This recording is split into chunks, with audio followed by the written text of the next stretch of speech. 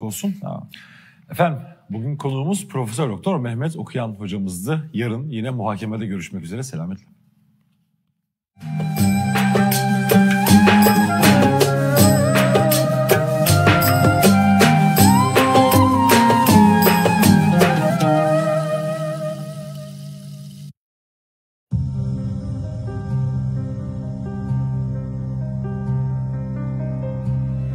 أنا اسمي نفا من ريف حلب الجنوبي وساكن بمخيمة الإسكندر الأمل.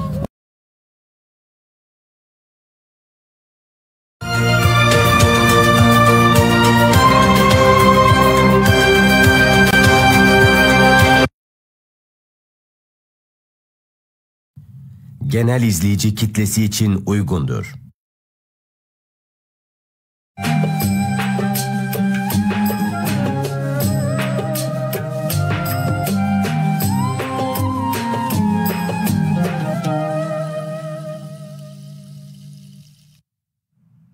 Eko Türkçe Muhakeme Programı'ndan herkese selamlar. Ben Fatih Ergen Okon. Bugün konuğumuz Profesör Doktor Caner Taslaman olacak. Hocam hoş geldiniz. Hoş bulduk Fatih. Nasılsın? Elhamdülillah. Sizler nasılsınız hocam? İyiyiz. Bir Ramazan gününde yine beraber program yapıyoruz. İnşallah hayırlı olur. Çok şükür hocam. Biz de şimdi hayırlı programlar diyelim. İzleyenlerin Ramazan'ı tekrardan tebrik edelim hocam. Bugün ne konuşalım diye düşündük hocam. Sizin Neden Müslümanım diye bir kitabınız var. Neden Müslümanım kitabınızın bir bölümünde Hazreti Muhammed ayırıyorsunuz. Evet. Onun elçiliğini ayırıyorsunuz. Bugün de onu konuşalım istedik. Tabii Hazreti Muhammed'in tarihte gerçekleştirdiği büyük başarıya burada özellikle dikkat çekiyorum. Aslında Kur'an'a da Hazreti Muhammed'in eliyle insanların duyduğunu düşünürsek aslında kitabın bütünü Hazreti Muhammed'le ilgili de diyebiliriz. Evet. Ama bir bölüm özellikle şahsının tarihte gerçekleştirdikleriyle ilgili olduğu için onu özellikle Hazreti Muhammed ve işte tarihte gerçekleştirdikleri gibi bir başlıkla sunduk.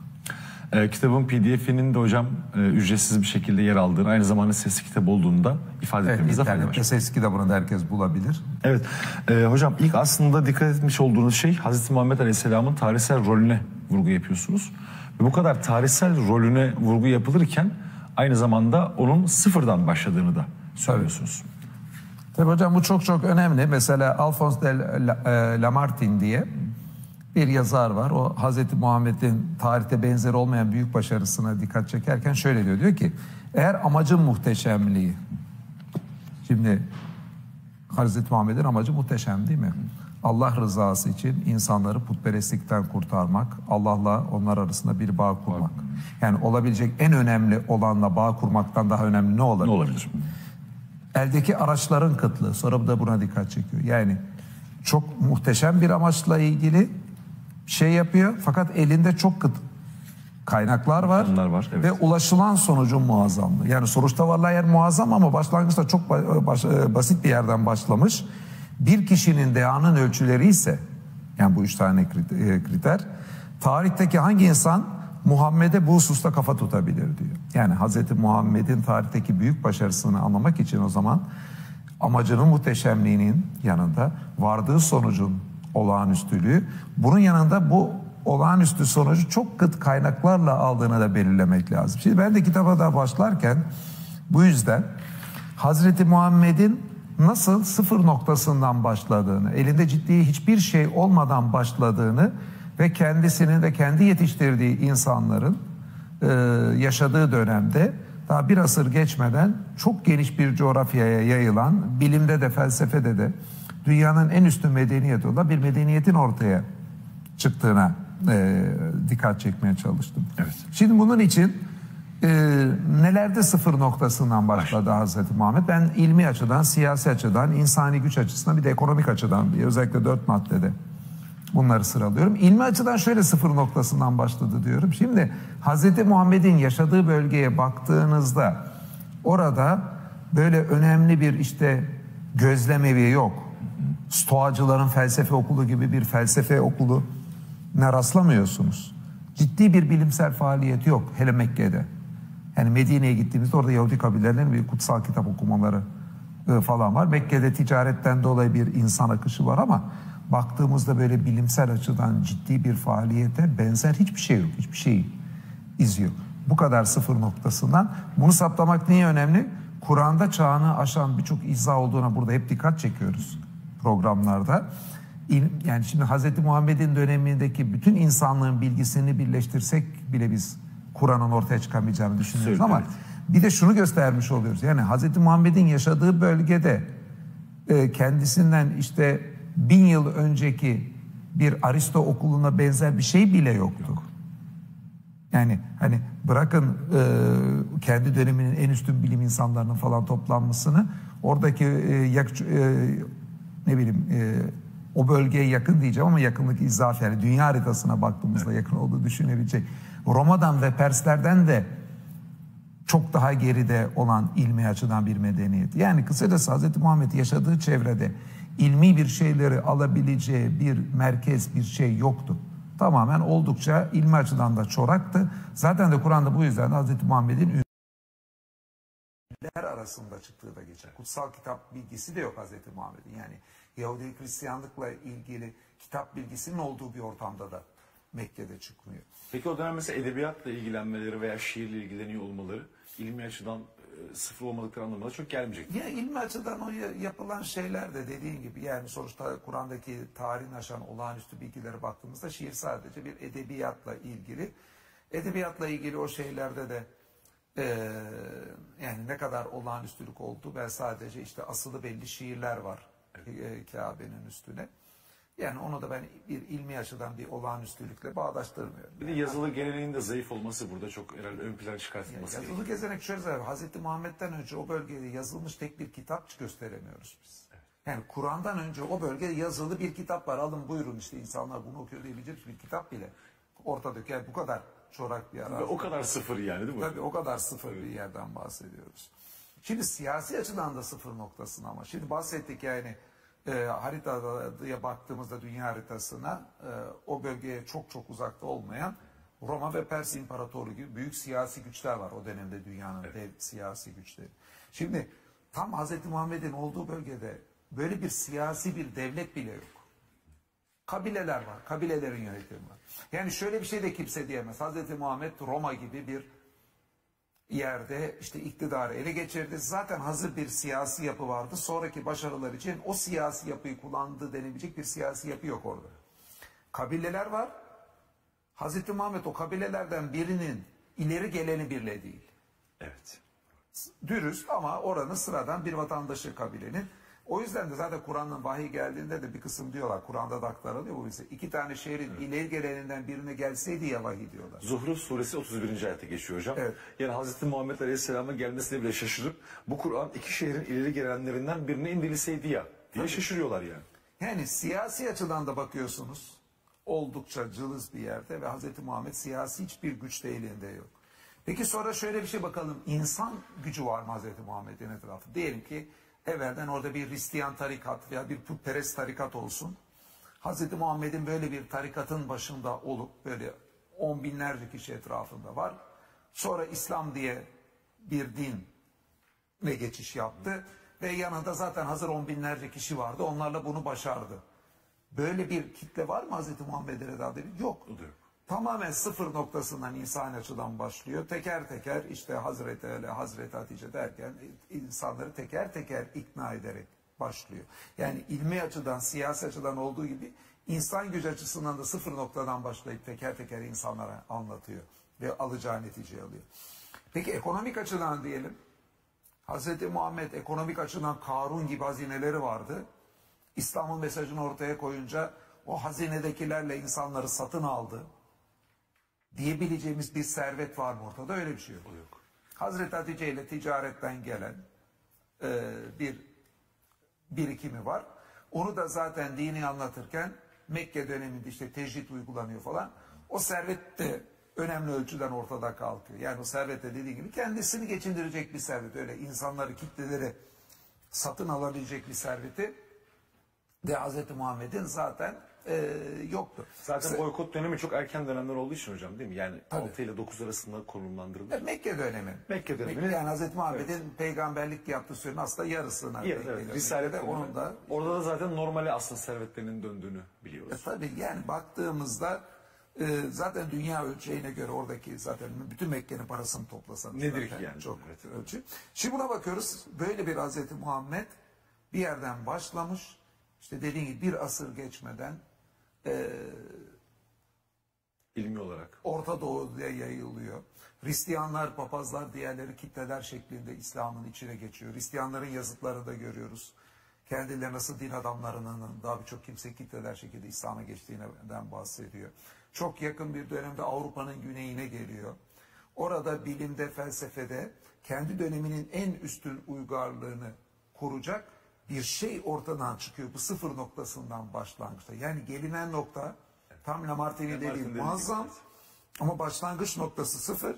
Bu yüzden de mesela Michael Hart diye bir araştırmacı, ki bu tarafsız bir araştırmacı, Müslüman bir araştırmacı değil, tarihteki en etkili kişi kimdir diye bir araştırma yaptığında birinci sırayı en etkili 100 kişi içinde Hazreti Muhammed'e veriyor. Evet. Niye? İşte bir sebeplerinden biri dediğimiz gibi her şey sıfır noktasından başlaması.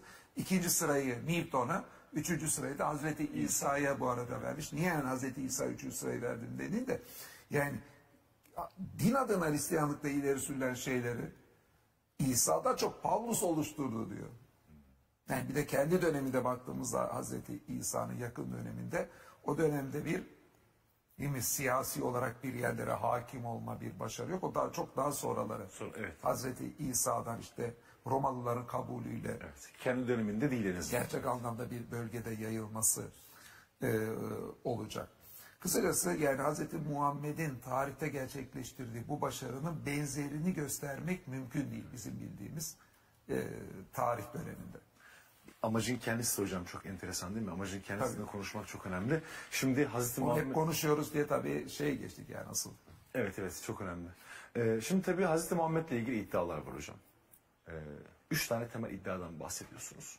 Bunları vurgulayıp ondan sonra bunları temelde teker teker de aşmak diye istiyorum. Tabii bu eski Hazreti İsa ile ilgili buna benzer analizler yapılmıştır. Ben de tabii Hazreti Muhammed'le ilgili benzer analiz yapılabileceğini kabul ediyorum diyorum. Yani Hazreti Muhammed ortaya bir mesaj koydu. Bununla ilgili temelde ne denebilir? Şimdi en çok yapılan inkarcıların yaptığı iddia menfaati için din uydurduğu iddiası. O zaman bunu bir diyoruz. Menfaati için din uydurma iddiası. Yani aslında buradaki iddia yalancı olduğu iddiası da diyebiliriz. Yani ama yalancı diyenlerin en temel şey menfaati için yalan söyledi. Peki ikinci iddia ne olabilir Hazreti Muhammed'in peygamberliğini inkar edenlerin? Onun işte tutkuyla davası için yaptıklarını, fedakarlıklarını görenlerin bir kısmı yani bu kadar tutku aslında baktığımızda ciddi hiçbir menfaatinin gözükmemesi, vazgeçtiklerini aslında bence menfaati yerine hadi akıl hastası diyelim. Yani vahiy geldiğini kendine gerçekten o da inanıyor. Bir akıl hastalığı var. İkinci iddia olmuş. Üçüncü iddia da nedir? Gerçekten elçilik. Gerçekten Allah'ın elçisi. O zaman ben diyorum ki Hz. Muhammed'in getirdiği mesajın içeriğine bakalım. Bu bir yalancının mı? Menfaat için uyduran bir yalancının mı? Bir akıl hastasının mı? Yoksa gerçekten bir peygamberin iddiasına mı benziyor diye hep beraber haydi bunları masaya yatıralım diyor. Evet. O zaman ben de sırayla başlayalım hocam. Menfaati için din uydurmuş olabilir mi? Aslında Lamartine biraz önce diyordu ya. Amacının da bir muhteşemliği var diye. Hayatına baktığımızda ortaya koymuş olduğu ilkeler, göstermiş olduğu hedefler kendi menfaatiyle acaba ne kadar uygun? Evet. Yani şimdi burada şöyle de bakalım. Menfaat için uyduranlar temelde en büyük elde ettikleri menfaat maddi menfaat oluyor. Geri kalan birçok şeyde maddi menfaatle satılıyor. Biz oysa Kur'an ayetlerine bakıyoruz. Dini tebliğ için para alınmaması geçiyor. Evet. Tarih boyunca Allah elçilerini sizden ücret istemeyenlere uyun diye geliyor. Yani elçinin en temel vasıflarından biri diyelim. Karşı taraftan bir menfaat elde etmemesi, ücret istememesi olduğunu Kur'an söylüyor. Hazreti Muhammed eğer ki milleti dediği menfaat için uydursaydı, elçiler sizden ücret istememeli der miydi? O zaman kendisinin başkalarından bir ücret istemesini, para almasını önünü kapatıyor. Ki etrafında aslında maddi güçlerini Hazreti Muhammed'e vermeye hazır da birçok kitle var. Evet. Hani kendi kendinin ayağına sıkıyor deriz. Menfaat için uyduran birinden hiç beklenmeyecek bir şey değil mi? Hatta önünü açabilirdi. Önce elçilere verin. Zekatlarınızın büyük kısmını elçilere verin. Şu kadar oranını verin diye de. Bunu da tavsiye edebilirdi. Tabii ki bunları pekala yapabilirdi. Sonra bir de şu var. Şimdi biz bu program boyunca birçok Kur'an'ın olağanüstülüğüne işaret ettik. Aslında Hz. Muhammed'in peygamberliğinin her zaman için söylüyoruz en önemli göstergesi Kur'an'ın Allah'tan olduğunu gösteren deliller. Kur'an'ı 7. yüzyıldaki bir insanın veya insan toplumun yazamayacağını göstererek gösteriyoruz bunu. Peki bu içeriğine baktığımızda Kur'an'ın bu içerik menfaati için uydurmayla açıklanabilecek bir şey mi? Mesela anne rahmindeki Kur'an alaktan yaratılmadan bahsediliyor. Bu program hoca çok açıkladık, detayına girmeyeyim. İşte Kur'an asılıp tutunan bir şeyden, anne rahminin ilk dönemlerinde de onun olduğuna dikkat çekiyor.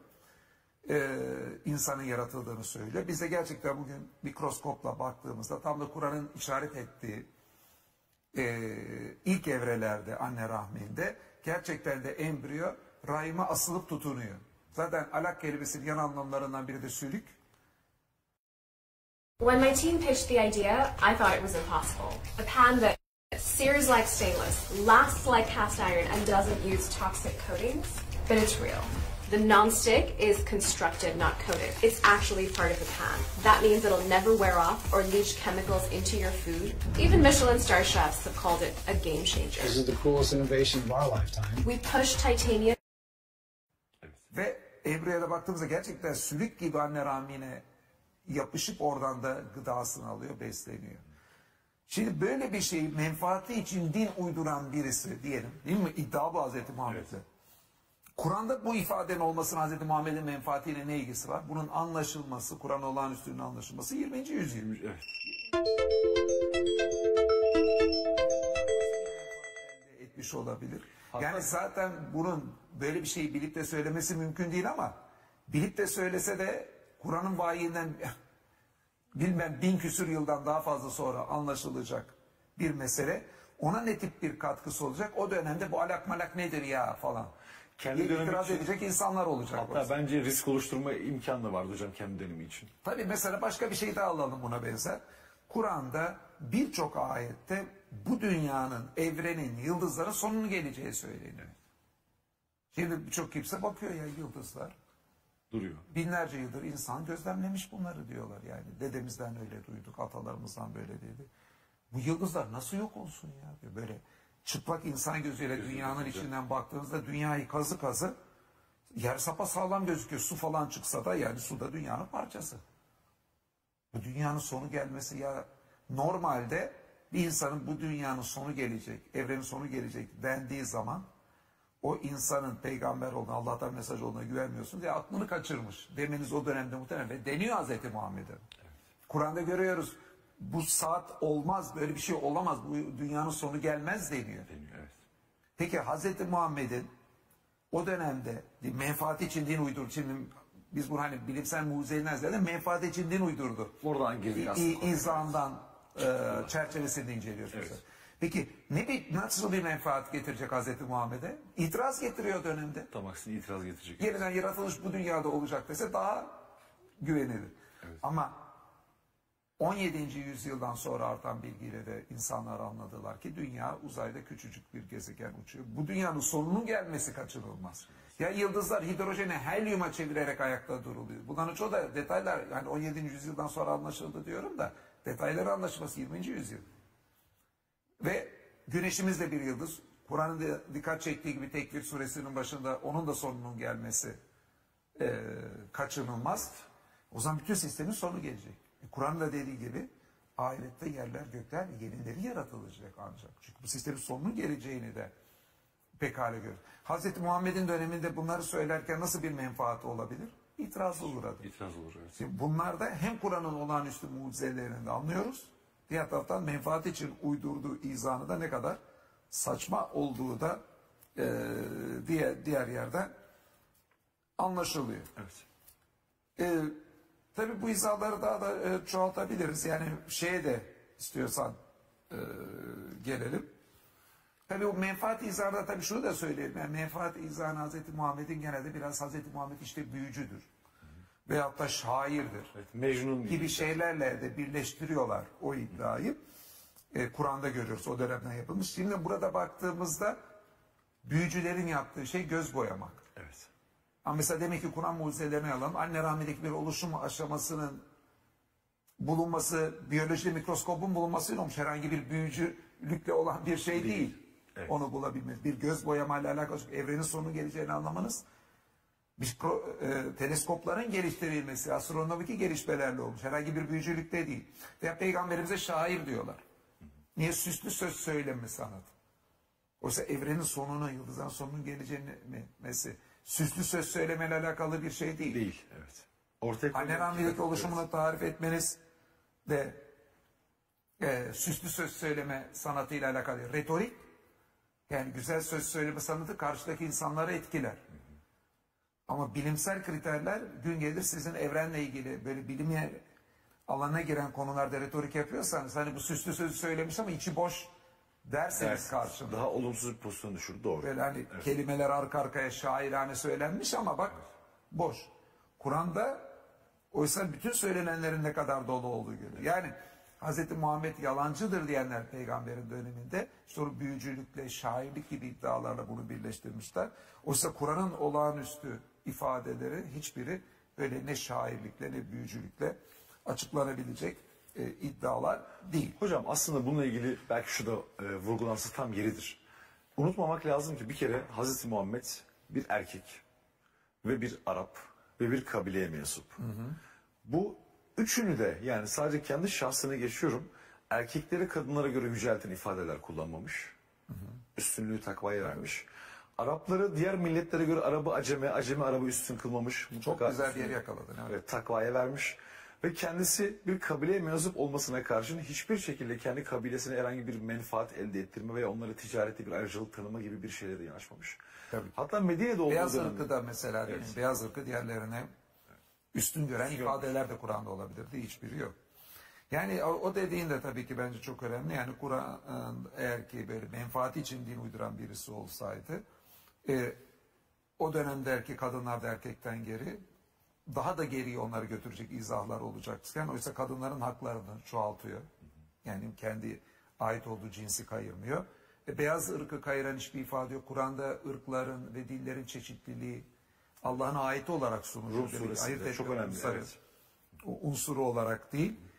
Diğer taraftan kendi işte kabilesini, diğerlerini de kabilelerin üstünde gösteren izah yok. Hatta Hz. Muhammed'e nasıl bence şu önemli yani izah. Kendisini hiçbir peygambere üstün gösteren izah yok. Bakın peygamber dinler karşılaşınca hemen bir peygamber yarıştırması yapılır. Yahudi peygamber üstün, Hristiyanlar üstün. Hatta İslamiyet'te buna benzer mezheplerde reçeteler vardır. Yani genel mesela Kur'an'da olmayan bir reçete. Aslında Kur'an'da peygamberleri ayırt etmeyin diye geçiyor. Evet. Bize düşen peygamberleri yarıştırmak değil. Peygamberlerin hepsi Allah'ın özel kulları, seçtiği kulları, insan üstü değiller ama üstün insanlar. Her hocam yatsı namazından sonra işte Amine Resulü dedi mi? La nüferrigu beyne ahadim min Resulü. Biz elçiler arasında hiçbir ayrım yapmayız, gözetmeyiz diyoruz, dedirtiyor aslında. Evet yani işte o ayrımı yapmamak lazım ama yapıyoruz. İşte bizde de listeler var. Hazreti Muhammed 1, İbrahim 2, Musa 3, İsa 4 falan gibi değil mi böyle? Bir de sıfatlar var ya o Halilullah'tı. O onun işte dostuydu, öbürü Habibullah'tı gibi böyle belirli yani sıfatlar. Bunlar da gereksiz yarıştırmalar. Ama şunu görürüz. İnsanlarda bu var. Peygamber varken diğer. Şimdi Kur'an bir sürü peygamberden bahsediyor. Acaba hangisi bunun en üstün falan şey geçiyor. Şimdi menfaati için din uyduran birisinin yapacağı şeylerden birisi tabii ki canım ben hepsinden üstünüm gibi bir şeydi. Evet. Kur'an'da bir tek izah var mı öyle izah? Kur'an'da peygamberler arasında ayırt etmeyiz izah var. Ama herhangi bir peygamberin diğerinden daha üstün olduğuyla da mesela ilgili en ufacık bir izah hocam yok. Sadece kendisini peygamberlerle değil insanlarla da aslında eşit görüyor. İşte Kur'an-ı Kerim'de de ki kul ene beşerun mislukum ben de sizin gibi bir beşerim de diyor. Tabii. Yani yaşantı olarak ve zenginlik olarak da bir fark yok. Yani hani yabancı birisi girdiği zaman içeriye hanginiz Muhammed dedirtecek kadar da arkadaşlarıyla bir arada olan ve ilginçtir. Kur'an-ı Kerim'de de 4 defa işte arkadaşınız diye hitap eden. Yani onlarla arkadaşlık ilişkisi kuran. Hani böyle ast üst ilişkisi kuracak bir yapıdan değil. Dediğim gibi şimdi hocam menfaat için bir şey yapan insanın ilk yapacağı şey maddi menfaat elde etmek dedik. Şimdi peygamberin Mekke dönemine baksak. Şimdi Mekke ile Medine'ye gelince ikisinde iki ayrı özelliği gösteriyor peygamber. Evet. Mekke döneminde Hz. Muhammed yoklukta nasıl dik durulacağını gösteriyor. Evet. Tamamen bir yokluk dönemi. Tecritte dediğimiz gibi Hazreti Hatice ile ticaretten elde evvelden elde ettikleri servet de ellerinden gidiyor. Ve o dönemde birçok kimse rüşvetler de teklif ediyor Hazreti Muhammed'e. Hazreti Muhammed bir elime ayı, bir elime güneşi verseniz de davamdan vazgeçmez diyor. Mekke dönemine baksanız Hazreti Muhammed zaten Mekke dönemi sonlarına doğru 50 yaşına geliyor. 40 yaşına başlayan peygamber, sonunda 50 yaşına geliyor. Bundan sonra zaten orada baksanız Mekke döneminde 1000 kişi bile yok etrafında. Yani ne olacağı belirsiz. Karşı tarafın bunları yok etme tehlikesi var. Baktığınızda o dönemde verilen rüşvetleri kabul etse kalan hayatında rahat bir şekilde yaşayabilir. Değil mi? Menfaati için uyduran bir insan perspektifinden bak. Çünkü ama sonu da belli değil işin. Baştan. bir Allah'ın elçisi ise doğruyu, ne pahasına olursa olsun doğruyu, canını ortaya koymaya hazır kişi ise, gerçekten peygamber olduğu için bunun bilincindeyse, gösterici hareket ne olacaktır? Öyle yapardı. Bütün menfaatler eliyle gitmiştir. Hazreti Muhammed'in hayatına baktığımızda ondan diyoruz. Menfaati için din uyduran bir insandan değil. Gerçekten Allah'ın peygamberi olduğunu bilen ve ona göre davranan birinden beklenen neyse o davranışları gözüküyoruz. Peki sonra Medine dönemi geliyor. Medine dönemi geldiğinde ne oluyor bu sefer? İktidar geliyor, güç geliyor. İktidar geliyor dediğin gibi. Evet. Güç geliyor. Hazreti Muhammed ve arkadaşlarını yok etmek isteyen putperestler onlarla savaşa girişiyorlar ve savaşı kendileri başlatmalarına rağmen yeniliyorlar. Yenilince savaştan ganimetler geliyor. O ganimetlerle bir zenginleşme geliyor. Hazreti Muhammed o dönemde istese bir de Medine sayı da artıyor. Evet, doğru. Yani insan gücü artıyor, maddi güç artıyor. İstese Hazreti Muhammed haydi şurada bana şöyle bir köşk yaptırın dese herkes yaptırmaya hazır. Ama Hazreti Muhammed öyle köşkler peşinde gitmiyor. Evvelden nasıl hasırda uyuyorsa hasırda uyuyor. Nasıl küçük odalarda uyuyorsa uyuyor. Lüks mobilyalar yaptırmıyor. Bir yerden özel işte o dönemdeki parayla Roma'dan, Perslerden, o dönemin daha üstün ekonomilerinden üretilen kumaşlardan çok özel giysiler, takılar, pırlantalar, şunlar bunlar hiçbiri bu yollara gitmiyor. Kendisi cami inşaatında gidip de taş taşıyor. Evet. Şey taşıyor. Elbisesini yamalı elbiseler giyiyor şeylerle. Yani kızı da öyle. Mekke döneminde Hendek Savaşı'nda da Hendek Savaşı'na ne kızıyor? Yetişememe durumundan dolayı. Yani Mekke döneminde yoklukta Hazreti Muhammed davasından hiç taviz vermeyen bir Hazreti Muhammed görüyoruz. Medine döneminde de Varlığından. Varlıkla şımarmayan, o varlığa sarılıp da işte benim kalan hayatımda böyle bu zenginliğin tadını çıkarayım demeyen bir Hazreti Muhammed görüyoruz. Özellikle burada çok güzel bir Hindistanlı psikolog ve felsefeci Koneru Ramakrishna'nın Hazreti Muhammed hakkında çok güzel bir ifadesi var. Onun kitabımı almıştım bu durumu analiz ederken. Diyor ki şartlar değişti ama Allah'ın elçisi değişmedi. Mekke'de Medine'ye şartlar değişti ama Allah'ın elçisi değişmedi. Zaferde ve yenilgide, güçlü zamanda ve sıkıntılı zamanda, zenginde ve yoksullukta aynı kişiydi. Aynı karakteri sergiledi. Allah'ın bütün adetleri ve yasaları gibi Allah'ın peygamberleri değişmezdir. Yani aslında ne kadar olağanüstü yakalamak. Evet hocam, bu iddiayı da böylelikle ele almış olduk ama ara vaktimiz geldi. Daha sonrasında hocam diğer iki akıl hastalığı iddiası ve evet sonrasında elçiliğini konuşalım. Efendim Profesör Doktor Caner Taslaman bugün konuğumuz. Kısa bir ara sonrasında karşınızdayız.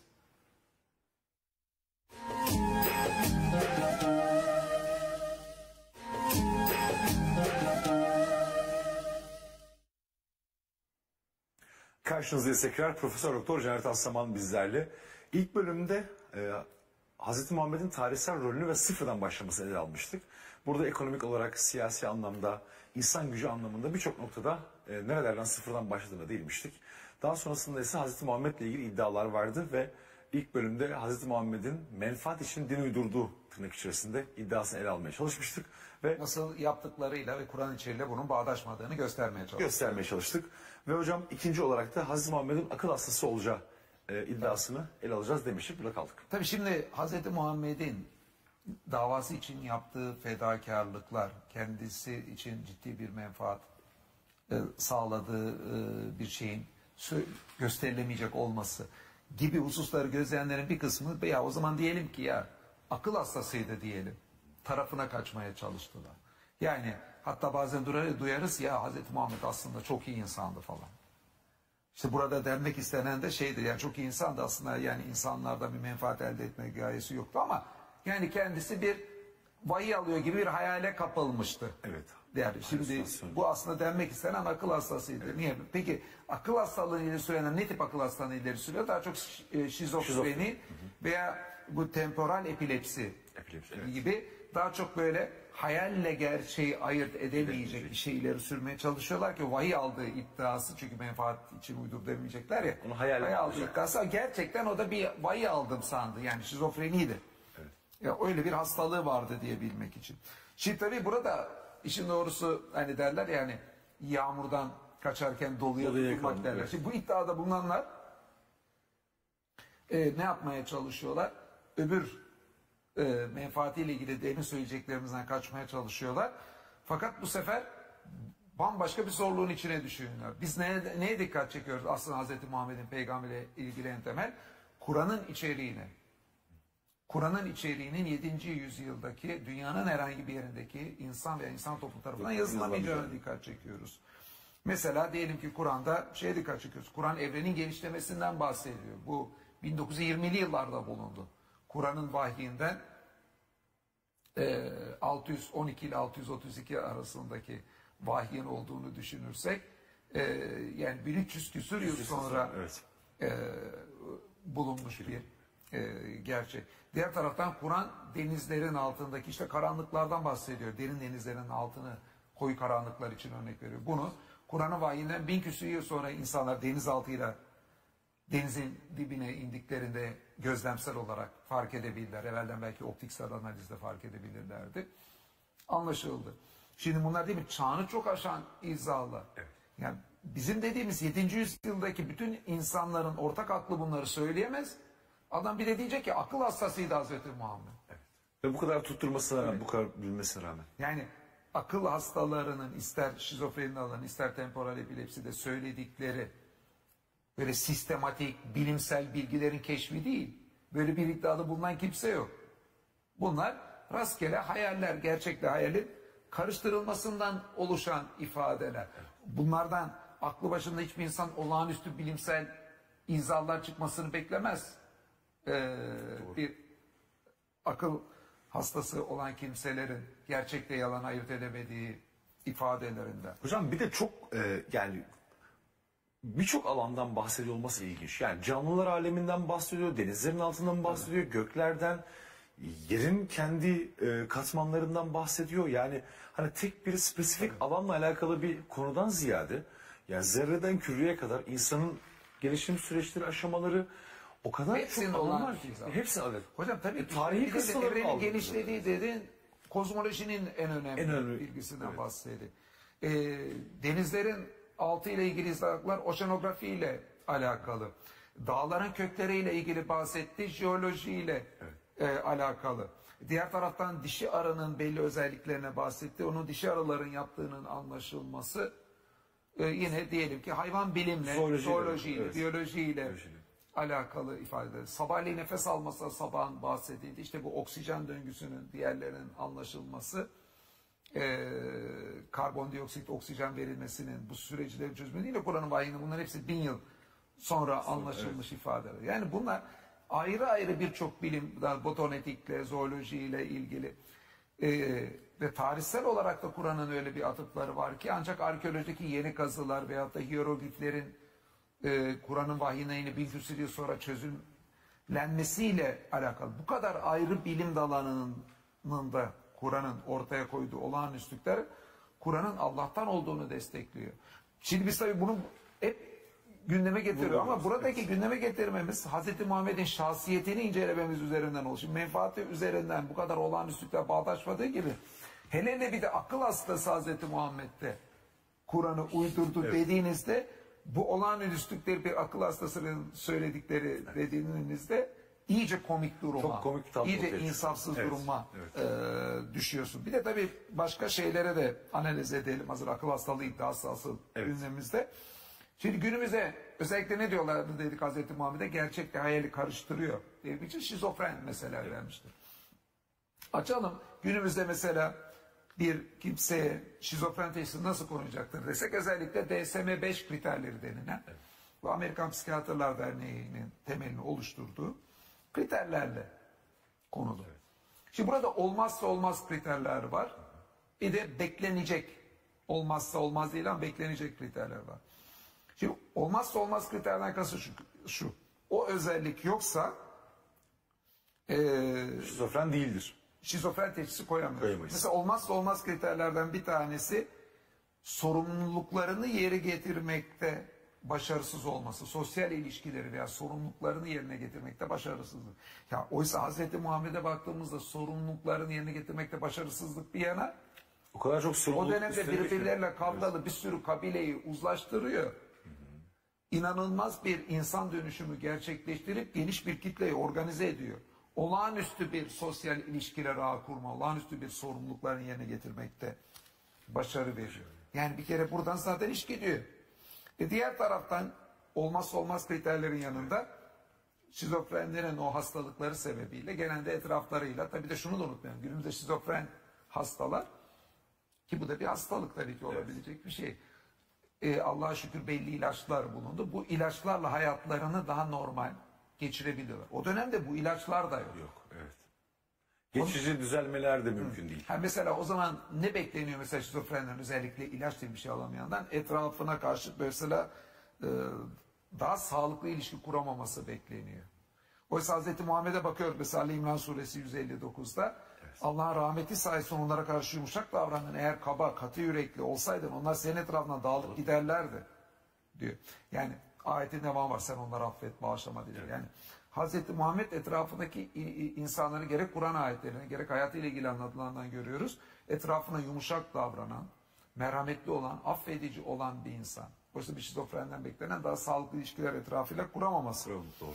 Ondan sonra genelde şizofrenlik genelde gençlik döneminde ortaya çıkması beklenen bir hastalık genelde. Hazreti Muhammed'e bakıyoruz 40 yaşına kadar vahiy aldığına benzer hiçbir iddia yok. Ondan sonra çıkıyor. Veyahut da organize konuşamama, kişisel bakımlarında gevşeklik de sıkça beklenen şeylerden birisi. Oysa Hz. Muhammed'in işte temizliği, kendine bakımını yerine getirmekte ne kadar etrafına örnek olacak şekilde olduğu da hem anlatımlarda var hem Kur'an'daki ifadelere bakarsan işte elbiseni temiz tut, değil mi? Elbiseni kirden arındır gibi ayetler var. Evet. Yani elbisenin temiz tutulması, namazdayken işte süs elbisenizi giyip işte o mescitlere gidin şeklinde, namazda da elbiseye dikkat edilmesi tipi şeyler dinin içine girmiş. Oysa kendisinin bir temizlikle ilgili titiz olmayan bir kimsenin temizlikle ilgili bir titizliği dini hüküm olarak sunması hiç beklenmeyecek. Hocam yani mescitlere girerken hani süslenin, yani ziynetlerinizi takının diyor, artı abdest zaten farz kılmak değil mi? Yani abdest, usul bunlar zaten bir de dini... günde 5 defa farz kılınan bir şeyden bahsediyoruz yani. Evet. Diğer taraftan bir kısımda tabii şizofreni yerine temporal epilepsi diyelim diyorlar. Burada da temporal epilepside de aslında temelde beklenen, yani kişinin söylediği halüsinasyonlar olması. Evet. Kur'an'daki gibi olağanüstü ifadelerin ondan çıkması beklenmez. Yani burada da baktığımızda yani Kur'an'ın içeriğinin ondan sudur etmesi yani ve diğer etrafıyla kurduğu sağlıklı ilişkiler şizofreniye uymadığı gibi temporal epilepsiye de uymuyor. Oysa ki bugün çok şükür o iddiaları bugün check edebilecek, bugün ne kadar isabetli olduğunu, ne kadar doğru olduğunu gözlemleyebiliriz. Bir de mesela yani temporal epilepsisi olanların %70'ine yakınında konuşma bozuklukları, hafıza sorunları gözüküyor. Hz. Muhammed'in ise etrafını öylesine organize edebilmek için yani aslında normalden daha iyi bir hafızaya ihtiyacı var. Ve de konuşma bozukluğu olduğuna ilgili en ufacık bir gösterge yokken belaat var. Bir iyi seviyede olduğu da hep aktarılan bir şey. Yani temporal epilepsiden bu genel beklentiyle de uyuşmuyor. Evet, o zaman hocam elimizde üçüncü ve son durum kalıyor. Madem ki menfaati için din uydurmadı, yani yalancı değil ve yine madem ki aynı şekilde bir kendisine menfaat elde etmediği gibi yalan söyleme ve akıl hastası da değilse, o zaman Allah'ın elçisi olma gibi bir seçenek oluyor. Tabii ki yani burada aslında dediğimiz gibi madem ki 3 tane ihtimal var. Hz. Muhammed'in elinden çıkan Kur'an'ı incelediğimizde ve hayatını incelediğimizde bu iki iddianın tutarsızlığını görmemiz, yani menfaati için uydurduğu yalancıydı iddiasını ve akıl hastası iddiasının yanlışlığını görmemiz aslında onun Allah'ın elçisi olduğu sonucuna bizi götürüyor. Kur'an'ın içeriğini incelediğimizde de demin de bazı örneklerini verdik. Aslında Allah'ın elçisinden de beklenecek ifadeleri görüyoruz. Diğerlerini görmüyoruz. İşte demin mesela örneğini vermiştik. Maddi hiçbir menfaatin peşinde olmadı. Kur'an ayetlerinde sizden ücret istemeyenlere uyun deniliyor gibi şeyleri işte gündeme getirdik. Fakat bunu yanında şunu da söyleyelim, sırf maddi menfaat değil. Hazreti Muhammed canını ortaya koymakta da birçok kimsenin önünde davranıyor. Ve tereddüt etmiyor. Tabii. Mesela savaşta görüyoruz birçok kimse savaştan kaçtığınızda mesela Ali İmran suresi 153. ayette geçiyor. Diyor ki hani peygamber arkanızdan çağırırken kimseye bakmadan kaçarak uzaklaşıyordunuz. Evet. Savaşta birçok kimsenin kaçtığı dönemde onlarını çağırıyor. Yani Allah seni insanlardan koruyacaktır. Maide suresi 67. ayetine büyük ihtimal. Evet. Peygamber güveniyor. Canını ortaya koymaktan da kaçmıyor. Oysa menfaati için uyduran herhangi bir insandan beklenecek olan şey İlk canını kurtarmak. Zaten uydurduğu mesajın yani uydurduğunun farkında ondan menfaat elde edecek. Evet. Kendi canını koruyup zaten etrafındaki insanlar siz önden gidin beni öldürürlerse davanız biter falan tipi izalar yapsa zaten yanındakiler buna hazır. Hazreti Muhammed tamamen arka saflarda kalıp hiç ortaya çıkmamasını kabullen hazırlar. Hayır o savaş öyle kızışıyor ki insanların kaçtığı yerde onları arkadan çağıracak kadar savaşın içinde ön planda oluyor. Veyahut da menfaati için uyduran veyahut da etrafındaki insanları işte belli şekilde manipüle etmek için uyduran bir kimse uydurduğu mesajın yalanlığını bilse kendisi o söylediklerini yapmaktan kaçınır. Doğru. Oysa peygamberle ilgili bütün anlatımlarda görüyoruz ki namaz, oruç gibi ne ibadet varsa peygamber herkesten yapmaya daha titiz. Ve Kur'an'da bakıyoruz mesela peygamber zaten diğer işleri yapıyor, çok yoruluyor, ona namaz farz değil siz yapın denebilir. Öyle denmiyor. Hatta bilakis değil mi hocam? Değil mi? İlave, evet. İsra suresi 79'da geceleyin yalnız sana mahsus olmak üzere uyanarak ibadet et. Ki insana uyanarak yani uykuyu bölerek ibadet etmek zor gelir. Zor gelir. Şunu da görüyoruz ki Kur'an'da değil onlara atıf yapıyor. Müslümanlardan bir bölümde kendilerine farz olmamasına rağmen Hazreti Muhammed'e geceleyin uyanıp da ibadet etmekte eşlik ediyorlar. Onu gözlemliyorlar. Oysa beklenecek olay neydi? Peygamber olmasaydı var olan ibadetlerden kaçınması bile olurdu. Burada fazladan koyuyor. Yani etraftaki insanlardan daha da fazladan fedakarlıklar yapan, fazladan canını ortaya koyduğu gibi gerektiğinde fazladan da işte ibadetler yaptığını, malını da herkesten çok ortaya koyduğunu gözlemliyoruz. Yani hocam aslında özetle bu iddianın bizatihi kendisi Hz. Muhammed'e birçok konuda çok daha fazla yükümlülükler, sorumluluklar, zorluklar, belirli meşakkatler getirir desek herhalde iyidir. Yani soruyu şöyle diyelim. Yani Hz. Muhammed'in hayatınıza baktığımızda hayatı bir peygamberden beklenecek hayat mı? Yaptıkları fedakarlıkları yoksa karşıt iddialar olan menfaati için uydurdu akıl hastasından mı dediğimizde bir peygamberden beklenecek hayat Kur'an'ın içeriği de işte peygamberle ilgili söyledikleri basında diyorum. Bir Allah'tan alan vahyi kendi menfaatini düşünmeden iletecek bir kimseden beklenecek içerik. Evet hocam. Yine çok güzel bir bölüm. Kur'an'ın üslubu Hz. Muhammed başlığı var. Burada şunu aslında söylüyorsunuz. Kur'an'ın üslubu Hz. Muhammed'in risaletini, elçiliğini destekleyecek nitelikte mi? Bu sefer içerikten bağımsız olarak Kur'an'ın üslubuna. Tabii Hz. Muhammed'le ilgili üslubuna diyorum. Yani şöyle yine diyorum. Yani Hz. Muhammed peygamber olmasaydı beklenecek şey ne olurdu? Çünkü kendisi için bir şey yapma derdinde. Allah için değil eğer ki peygamber değil de bunu ortaya koyuyorsa. O zaman mesela sürekli bir kendisiyle ilgili bir güzelleme yapma. Kendisini bir ön plana çıkartma gibi bir şey gördük. Oysa mesela demin örneğini verdik. Hep insanların gündeme getirmesi hemen Hz. Muhammed'e ya peygamberlerden üstün olduğunu bile söylemiyor. Kur'an'ın içeriğine bakalım. Sürekli mesaj ön planda. Allah'ın varlığı, birliği, Allah'ın merhameti, Allah'ın sıfatlarıyla anlatımı ahirette olacak. Bütün bunlar ön plandayken hiçbir şekilde şahıs ön plana çıkartılmıyor. Veyahut da kim olaylar oluyor? İşte kıyametin saatini soruyorlar. Değil mi? Çok insanlar merak ettiklerinden şey. Kıyamet aslında orada şey demek lazım. Evrenin sonunun ne zaman geleceğini, o Kur'an saat ifadesini kullanıyor. Biz genelde kıyamet deyince hani hep dirilişi algılıyoruz. Aslında Kur'an kıyamet deyince dirilişi kastediyor. Evet. Saat deyince evrenin sonunu kastediyor. Fakat çevirilerde evrenin sonundaki saat ifadesi kıyamet saati diye çevriliyor. Böylece Türkçe'de genelde kıyamet saati dendiğinde evrenin sonunu biz anlamamız lazım. Şimdi evrenin sonu soruluyor. Kur'an'da peygamber ne diyor? Ne dedirttiriliyor? Yani sanki o soruyu soran yani biliyormuş gibi onu soruyorsunuz. Evet.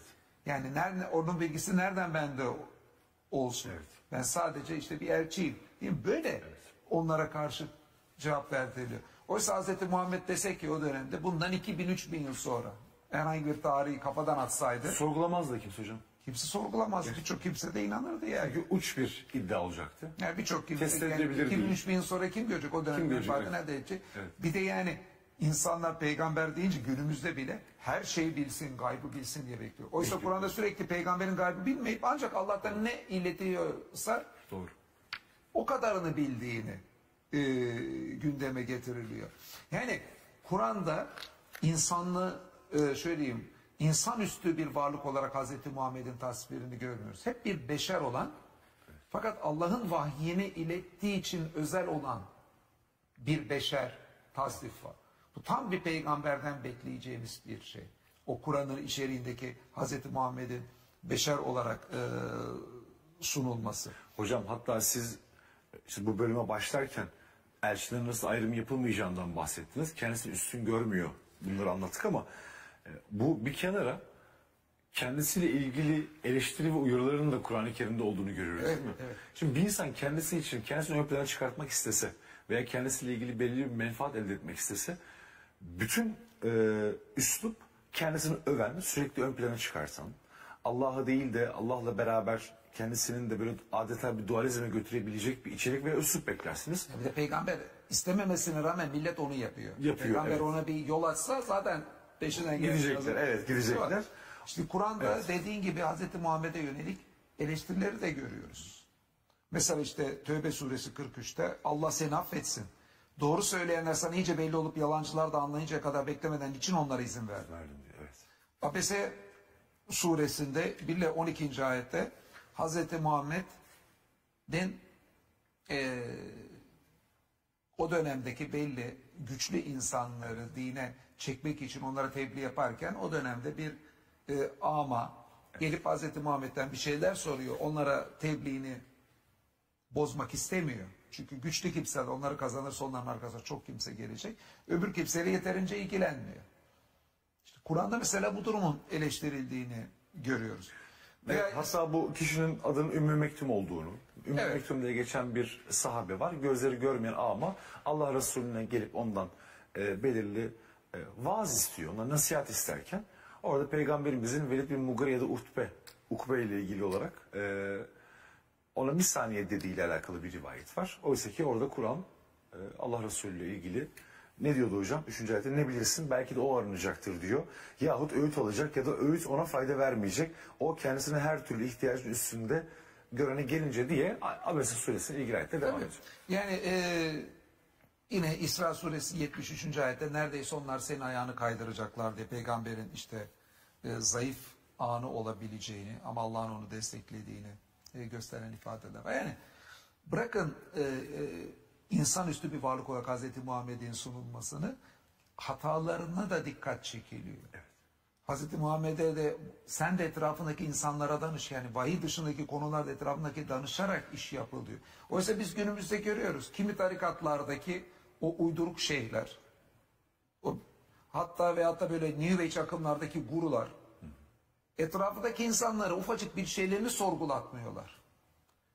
Ölünün ölü yıkayıp sıra teslim olduğu gibi bana teslim olun diyen birçok kimseleri görüyoruz. Etrafına 10 tane adam toplayan kimseleri. Yani İslam'da böyle genel bir alışkanlık var. Hazreti Muhammed de istese etrafındakiler pekala en ufacık bir lafını tartışmaya kitlelere çevirebilir. Ama Kur'an'ın içeriğini görürüz. Hiç öyle bir şeye yol açmıyor. Etrafındakilere danıştırıyor Hazreti Muhammed'i. Evet. Kur'an ayetinin hükmü olarak bu ifade geliyor. Kim zaman hatalarının olabileceği Hazreti Muhammed'in vurguluyor. Ben de sizin gibi beşerim dedirttiriliyor. İşte dediğim tam Kur'an'ın içeriği Allah'tan olan bir vahiyse bekleyeceğimiz şekilde ama kendi menfaati için uyduran bir insanın ifadeleri ise beklemeyeceğimiz şekilde. Gerçekten öyle. Hatta aklıma şey ayeti geldi. Şura suresinde mesela onların işleri aralarında şurayladır diyor değil mi? Tabii. Hiç tek adamcılıkla ilgili olduğunu, aktarılan bütün rivayetlerde ben peygamberim ne diyorsam doğrudur dediğim olsun diye şeklinde değil, mutlaka etrafındaki insanlara sorarak, onlara danışarak iş yaptığını herhalde görüyoruz. Evet hocam, ama her güzel şeyin bir sonu olduğu gibi bugün de hocam bize ayrılan sürenin sonuna geldik. Evet. Çok teşekkür ediyorum katıldığınız için hocam. Allah Resulü'nü konuştuk, peygamberimizi konuştuk.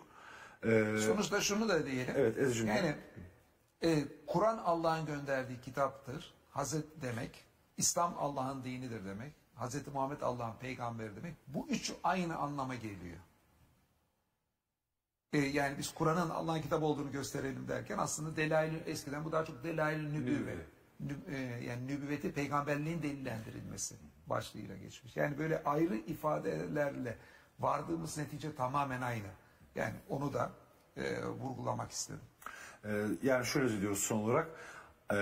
Hazreti Muhammed'in Allah'ın elçisi olduğunu inanmak otomatikman Kur'an'ı zaten Allah'ın gönderdiği kitap olduğunu Kur'an'ın Allah'ın gelir. kitap olduğunu göstermek zaten elçiliğiyle ilgili. Elçiliğiyle Yani ilgili aslında bir şey. sene boyunca bu programda Kur'an olağanüstülükle ilgili konuştuklarımız da Hazreti Muhammed'in peygamberliğiyle ilgili. Ama bu Değil, sefer evet. daha çok Hazreti Muhammed'in şahıs olarak hakkındaki iddialar ve tarihte Hazreti Muhammed'in organize ettiği toplumun gerçekleştirdiği başarılar üzerinden Hazreti Muhammed'i konuşalım istedim. Onu ön plan tutarak. Evet Can Hocam, sizle program yapmak gerçekten büyük bir zevk ve keyif. Çok teşekkür ediyorum katıldığınız teşekkür için. ederim. Ayağınıza yüreğinize sağlık olsun. İyice hayırlı güzel programlar dilerim. Ve evet inşallah hocam güzel bir Ramazan'ı diliyorum bu vesileyle sizden. Efendim bugün konuğumuz Profesör Doktor Caner Taslaman'dı. Yarın yine muhakemede görüşmek üzere. Selametle.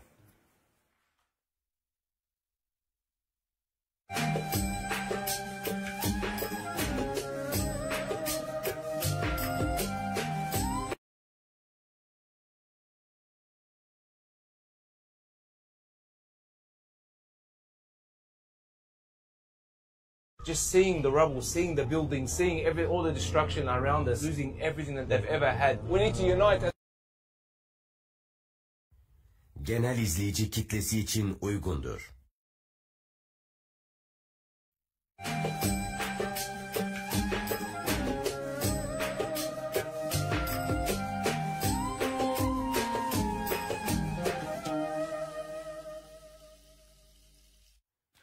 Ekotürk'te muhakeme programından herkese selamlar. Yine bir Ramazan akşamı karşınızdayız. Ben Fatih Ergen Okon ve bugün konuğumuz Profesör Doktor Servet Bayındır olacak. Hocam hoş geldiniz. Hoş bulduk. Nasılsınız hocam? Teşekkür ederim. Sağ olun. Sizler de iyisiniz inşallah. Teşekkür ediyoruz. Malum Ramazan ayındayız. Bu Ramazan ayında